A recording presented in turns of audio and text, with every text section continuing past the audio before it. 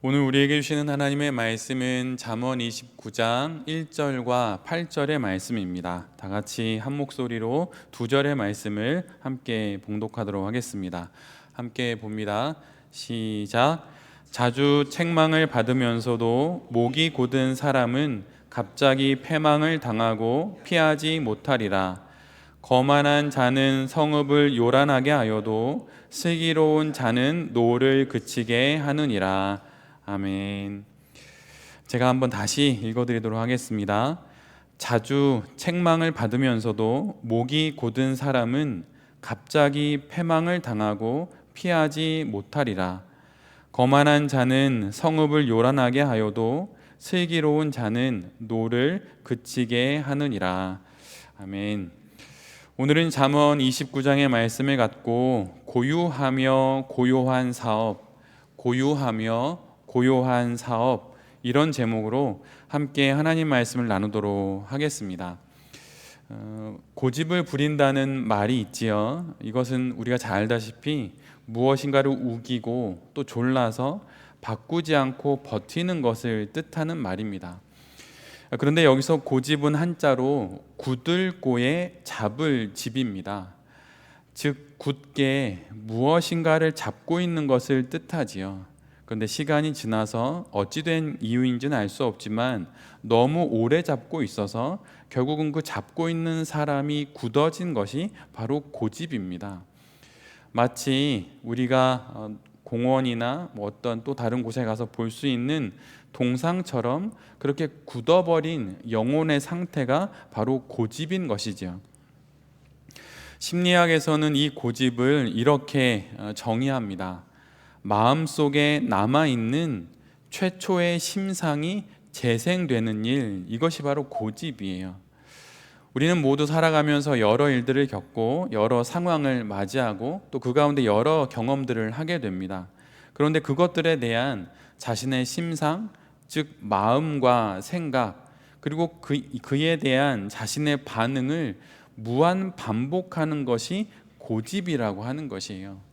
그냥 무작정 어떤 한 의견을 꼭 붙잡고 있는 것이 아니라 이미 지나버린 일이고 내가 더 이상 무엇인가 손쓸 수 없는 어떤 일이 있는데 그 일을 향하여서 나의 마음을 두고 내 생각을 두고 무한 반복으로 끊임없이 마음과 생각으로 그것을 반응하는 것, 그것이 바로 고집이라고 하는 것입니다. 그런데 오늘 성경은 이런 사람을 어리석은 사람이라고 명확하게 말하고 있어요. 지식이 부족하고 학벌이 부족해서 그가 어리석은 것이 아닙니다. 누구나 겪을 수 있는 그 일, 또 누구나 겪었을 만한 그 일을 끊임없이 무한 반복하면서 그 일에 나의 마음을 두고 그것을 계속 생각하는 그 사람이 어리석은 사람이라고 오늘 성경은 말하고 있어요. 사실 그는 그 부분에 대해서 자주 책망을 듣습니다. 그러면 안 된다고, 이제는 그만해야 된다고, 이곳 저곳에서 이 사람 저 사람으로부터 훈계를 듣습니다. 충고를 듣고 권고를 받습니다. 그렇지만 마음을 바꾸지 않는 것이에요.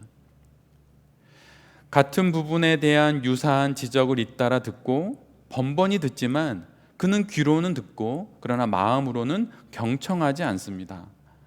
성경은 이런 사람을 가리켜서 목이 곧은 사람이라고 말하고 있지요. 목이 곧은 사람이라는 표현은 특별히 구약에 아주 많이 등장합니다. 특별히 이스라엘 민족을 두고 하나님께서 직접 자주 하시는 말씀이에요.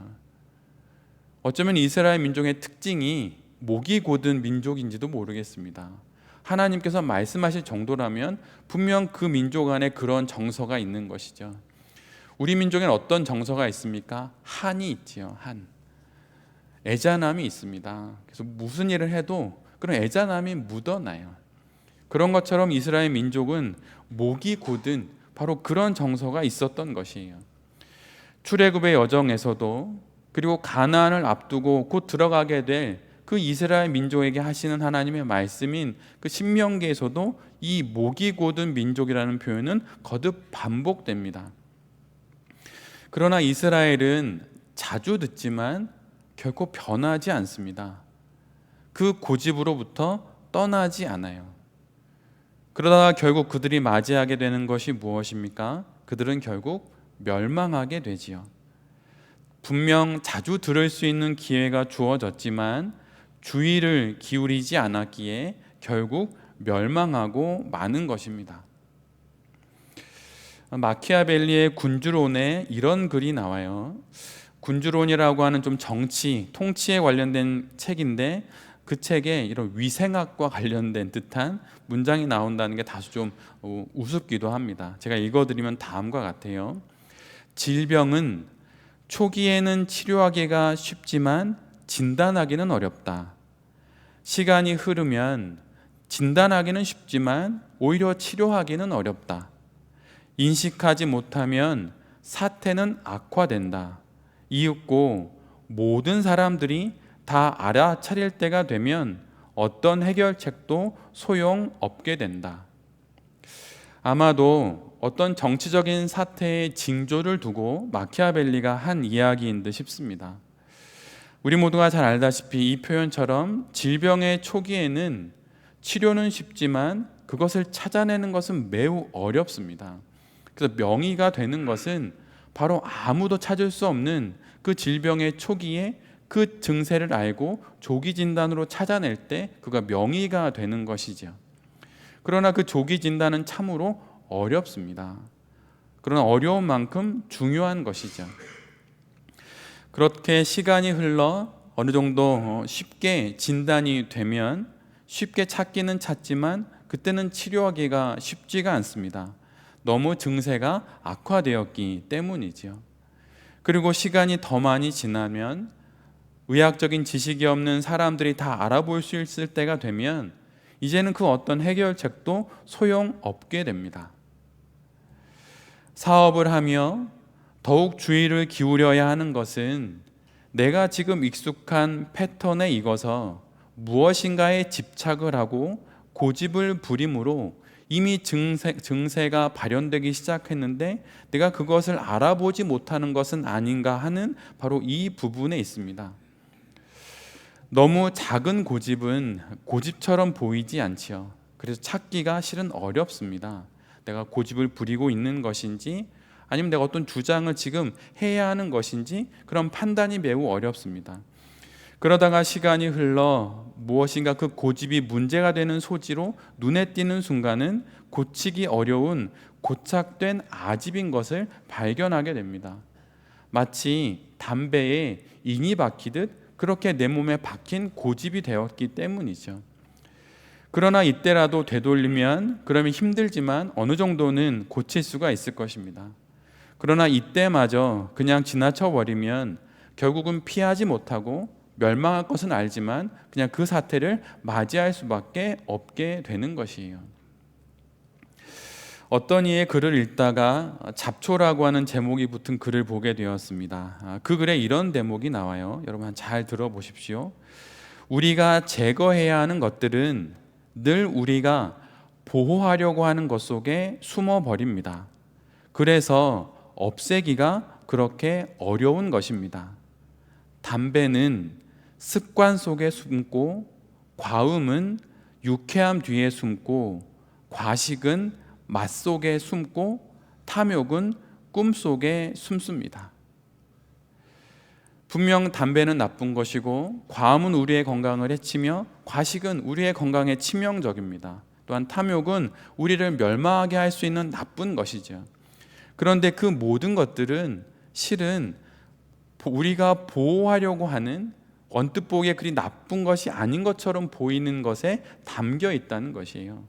습관 속에 담배는 숨어 있고 유쾌함 뒤에 과음은 숨어 있고 또한 그 우리의 입맛을 좋게 하는 그 맛 속에 과식은 담겨져 있고 내가 무엇인가 희망하는 꿈 속에 탐욕이 숨어 있다는 것입니다. 지금 내가 사업을 하면서 내가 지키려고 하는 것이 사실은 고집을 부리는 것이며 보호해야 할 것이 아니라 제거해야 할 것은 아닌지 한번 잘 살펴봐야 할 것입니다. 내가 지금 그래 원칙을 고수하고 있어. 이것은 내 사업의 초기부터 지금까지 유지하고 있는 나의 원칙이야 라고 말하고 있지만, 시대가 바뀌었고 상황은 바뀌었으며 내가 마주하고 있는 사람들이 다른 상황에서 그 원칙을 고수하는 것이 나의 사업을 무너뜨리는 고집이 되는 것은 아닌지 잘 살펴봐야 한다는 것입니다. 사업의 철학이라고 말하는 지켜야 할 그것에 숨어서 혹시 내가 반드시 버려야 할 고집이 담겨 있는 것은 아닌지 잘 돌아봐야 한다는 것이에요. 오늘 설교의 제목처럼 언제나 고유한 것은 고요한 법입니다. 그 이유는 남을 흉내내지 않고 자신만의 것이 자연스럽게 드러나는 것이기 때문이에요. 그래서 누군가에게 고유한 무엇이 있다고 하면 그는 늘 언제나 밖으로 고요함의 정서로 그것을 표현합니다. 그러나 고집은 그렇지 않아요. 고집은 딱딱하게 굳어있는 것이기에 주변의 것들과 계속 부딪히면서 소란스럽습니다. 또 요란합니다. 주변과 부딪히면서 불협화음을 내고 소란을 하지만 또한 돌아서서 자기 혼자 있을 때도 자기네 내면이 끊임없이 요란합니다. 지금 내가 하는 사업이 고요하다면 그것은 고유한 자기만의 사업의 길을 올곧게 걸어가는 것입니다.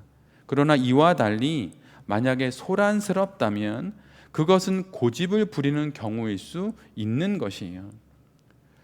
오늘 우리가 함께 본 8절의 말씀처럼 거만한 사람은 성읍을 요란하게 합니다. 자기 주장을 내세우고 고집을 부리다가 결국은 온 성읍을 요란하게 만들어 버립니다. 온 마을, 온 사업의 현장을 들쑤셔 놓아서 소란스럽게 만들어 버리는 것이에요. 그러나 슬기로운 사람은 모든 이들의 마음을 달래주어서 소란을 그치게 하고 결국은 그 공동체가 가야 할 방향으로의 변화를 만들어 냅니다.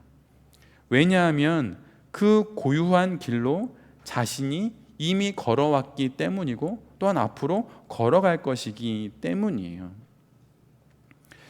소설책 중에 제목이 마음에 들어서 손에 쥐었던 책이 한 권이 있는데 그것은 깊은 강은 멀리 흐른다라고 하는 꽤 오래된 책입니다. 제가 대학생 때 봤던 책이니까 정말 오래됐지요. 근데 이 책의 제목처럼 정말 깊은 강은 멀리 흐르는 법입니다.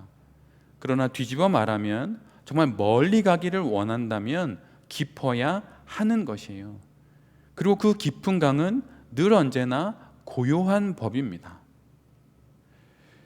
고집스러운 내 자신을 고요한 사업가로 바꾸어낼 줄 아는 사람이 이 땅에서 하나님께서 보기를 원하는 그 사업을 해나갈 수 있는 것이에요. 그것이 사업이 됐든 사역이 됐든 목회가 됐든 마찬가지입니다. 그런 사업가가 되어서 자신만의 길을 고요히 그렇게 걸어갈 때 그는 오직 자신만이 할 수 있고 자신만이 해야 하는 그 고유한 사업을 할 수 있게 되는 것입니다. 그럴 때 비로소 사업은 다시 바람을 타고 먼 대양을 항해하는 배와 같이 더 멀리 갈 수 있는 것이에요. 여러분 혹시 홀로 있는 시간이 외롭게 느껴지십니까? 여러분 그렇다면 오늘 헨리 나우엔의 이야기인데요. 이 권면을 여러분 잘 받아들이십시오. 어느 청교도가 이런 이야기를 했어요. 모든 현대인들이 피하고 싶은 그 고독에 대해서 그는 이렇게 이야기합니다. 고독이 무엇인지 아느냐? 고독이란 어쩔 수 없이 맺게 되는 모든 관계의 속박으로부터의 자유이다, 이렇게 이야기했어요.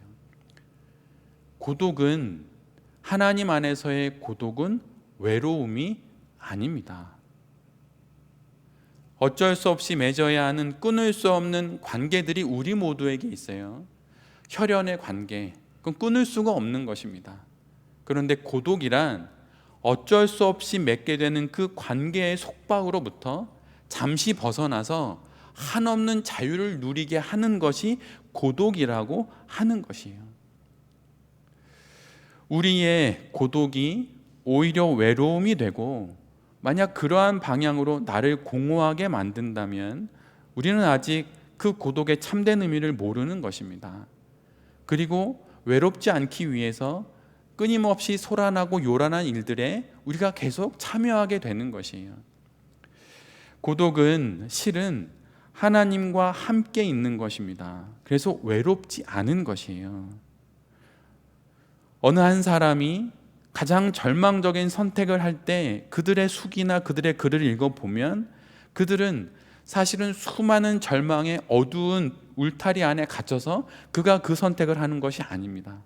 그것이 아니라 단 하나의 희망이 없기에 그가 그 절망의 끝에서 하지 않아야 할 선택을 하는 것이에요. 만약 그가 한 줄기 빛과 같은 희망을 보고 있다면 그는 결코 죽지 않습니다. 제가 북한 일을 하면서 한 어머니가 탈북을 통해서 중국과 제3국을 거쳐 한국까지 오고 수십 년의 말로 다 할 수 없는 일을 겪으면서도 결코 죽지 못했던 이유는 북한에 있는 그 아이를 데려오겠다는 그 희망 때문이에요. 사람이 죽는 건 절망이 많아서 죽는 것이 아닙니다. 단 하나의 희망이 없기 때문에 죽는 것이에요.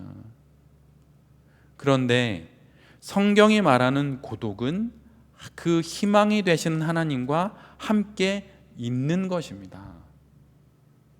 그러기에 하나님이 말씀하시는 그 고독에 머물 줄 아는 사람은 이 땅 가운데서 참으로 나답게 아주 고유한 내 자신의 모습으로 고요하게 인생을 살아가게 된다는 것이에요.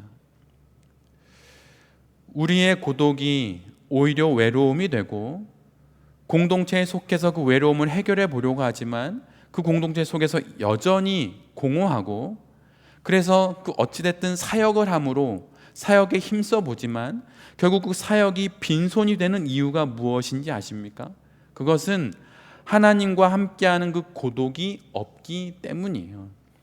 그리고 그 하나님과 함께하는 그 고독을 아는 사람들과 모여서 공동체를 이루지 못했기 때문이고 또한 그들과 함께 사역을 하지 않았기 때문에 우리가 그렇게 공허해지고 외로워져서 결국은 절망 끝에 그 수많은 어두운 상황들을 맞이하게 되는 것입니다.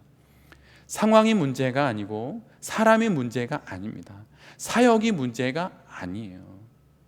지금 내가 참된 성경이 말하고 하나님이 말씀하시는 그 고독, 하나님과 함께하는 그 고요한 고독을 내가 누리지 못하기에 그것을 다른 걸로 채우려다 보니 그 수많은 어려운 일들이 오히려 겪게 되는 것입니다. 깊은 강은 멀리 흐른다. 이 말처럼 하나님과의 그 깊은 고독 속에서 우리는 내가 꿈꾸지 못했던 인생의 더 먼 곳까지 흘러가고 항해할 수 있는 것이에요. 존 잉글리시라고 하는 사람이 쓴 영적 자유라는 책이 있는데 그 책에 영적 자유를 이렇게 정의해 둡니다. 영적 자유란 성령의 설득에 마음을 개방하게 되는 것이다 라고 말해요.